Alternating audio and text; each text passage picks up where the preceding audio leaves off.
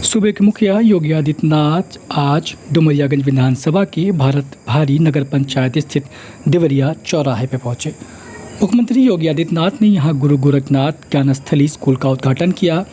विद्यालय परिसर में मुख्यमंत्री ने विद्यालय परिसर में स्थापित गुरु गोरखनाथ की प्रतिमा का भी अनावरण किया।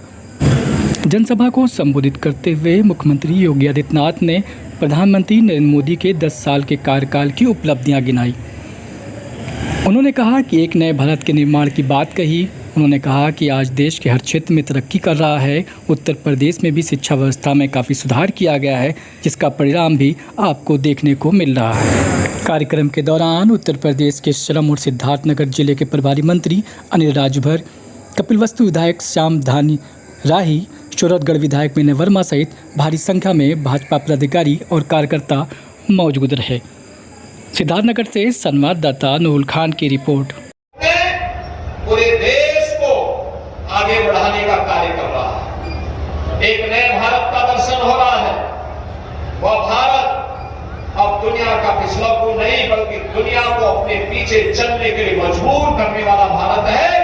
अपने को साथ से दुनिया को अपने विश्व को बनाने के लिए मजबूर करने वाला भारत है। और यही कारण है इस नए भारत को हर एक व्यक्ति कौतूहल की निगाहों से देख रहा है। दुनिया में कहीं नहीं हुआ होगा जब पूरा देश एक स्वर में अपने नेतृत्व के साथ खड़ा होकर के बोलता है, तब 500 वर्षों की दास्ता की बेड़ियां टूटती हैं और अयोध्या में राम जन्मभूमि फिर से भव्य स्वरूप देता हुआ। जब पूरा देश अपनी विरासत पर गौरव की अनुभूति करता है, तब महाकुंभ में 66 करोड़ से अधिक देश और दुनिया का श्रद्धालु आकर के भारत की सनातन की सामर्थ्य को दुनिया के सामने प्रस्तुत करने में सफल हो जाता है।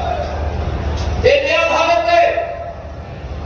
इस नए भारत ने अपने सामर्थ्य की ताकत का एहसास भी कराया है, अपने सौहार्द की और सद्भाव की ताकत का एहसास भी कराया है। और इसी ने दुनिया को यह संदेश भी दिया है कि पर बुद्धि और वैभव में भले ही हम कितने भी मजबूत क्यों न हो, लेकिन हम जबरन किसी पर आधिपत्य न स्वीकार करेंगे और न किसी का बलपूर्वक किसी का ग्रहण ही करेंगे।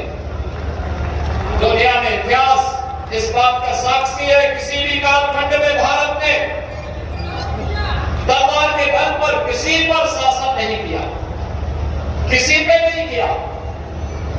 आप याद करिए, माता सीता को ढूंढते ढूंढते ढूंढते ढूंढते वनवासी गिरवासी बंदर और बालुओं के साथ भगवान राम लंका पे गए।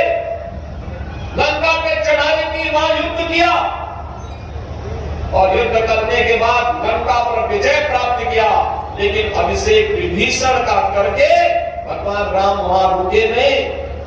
लक्ष्मण जी को लगा कि नहीं, हमें कुछ दिन रुकना चाहिए, तो जीता हुआ भाग है हमारा। लेकिन भगवान राम ने कहा नहीं।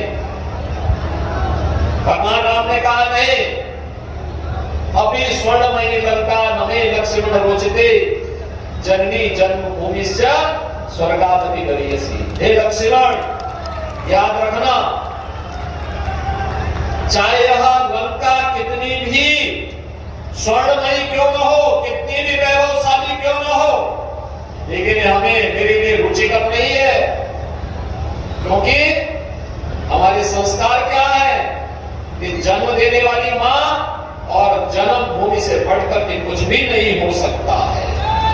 और भगवान राम लंका को मुक्त करके वापस सीधे अयोध्या की ओर प्रस्थान कर गए।